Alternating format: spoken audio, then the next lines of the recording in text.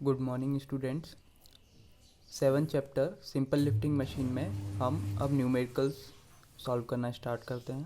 पहला क्वेश्चन है, एक उत्थापक यंत्र में 2500 न्यूटन भार उठाने हेतु 400 न्यूटन के आयास की आवश्यकता होती है। वस्तु द्वारा तय की गई दूरी 20 सेंटीमीटर है तथा आयास द्वारा तय की गई दूरी 250 सेंटीमीटर है।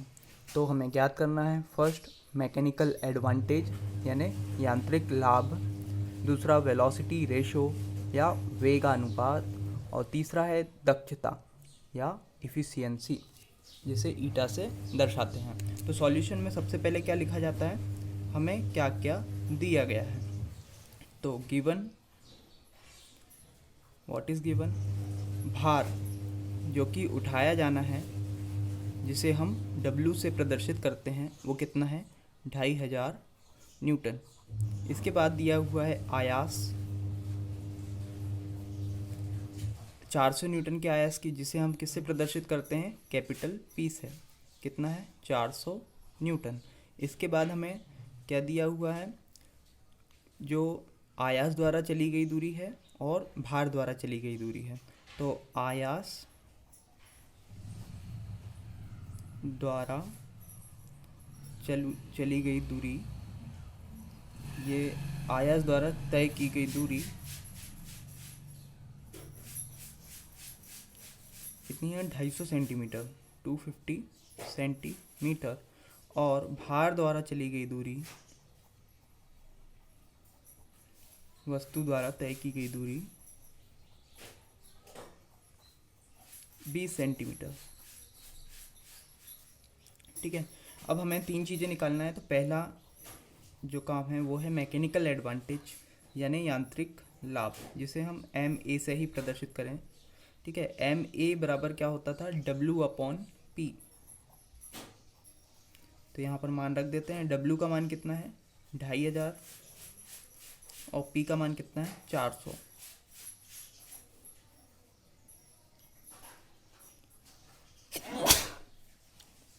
पच्चीस बटे 4, तो ये हो जाएगा 6.25। ठीक है, अब इसकी कोई यूनिट नहीं होती है। ठीक है, तो ये हमारा फर्स्ट आंसर हो गया।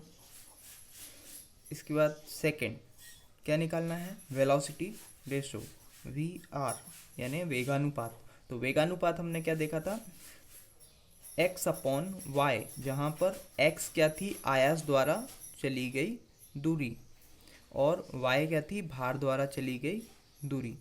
तो x/y, तो ये कितना हो, x की वैल्यू कितनी दी हुई है, आयास द्वारा तय दूरी 250 सेंटीमीटर और भार द्वारा तय की गई दूरी 20 सेंटीमीटर।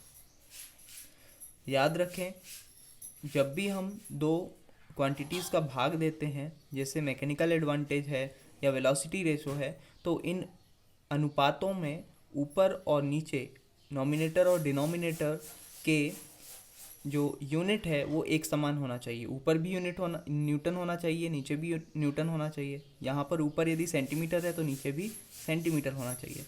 तो ये हो जाएगा 25/2 मतलब 12.5, 12.5। ये इसकी भी कोई यूनिट नहीं होती। ये हमारा आंसर हो गया दूसरा। तीसरी चीज़ हमें निकालनी है दक्षता यानी इफ़िशियंसी।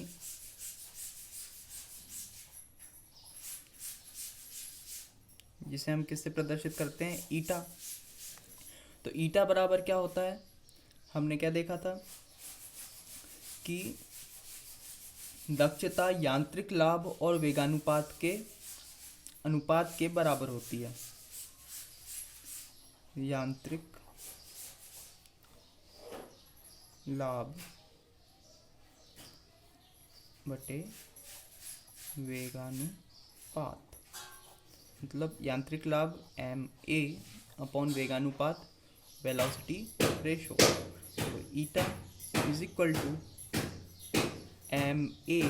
MA की वैल्यू कितनी है, MA की वैल्यू है 6.25 और वेलोसिटी रेशो इज 12.5। तो यहाँ पर कितना आने वाला है, 6.25 divided by 12.5 is equal to 0.5। 0.5, और 0.5 को हम प्रतिशत में कैसे लिखेंगे, इसमें 100 का गुणा कर देंगे तो ये हो जाएगा 50%। तो this is our third and last answer. तो इस प्रकार से हमने इस क्वेश्चन को सॉल्व किया। ये क्वेश्चन सन 2000 में आया है और ये बहुत ही साधारण क्वेश्चन है, ठीक है।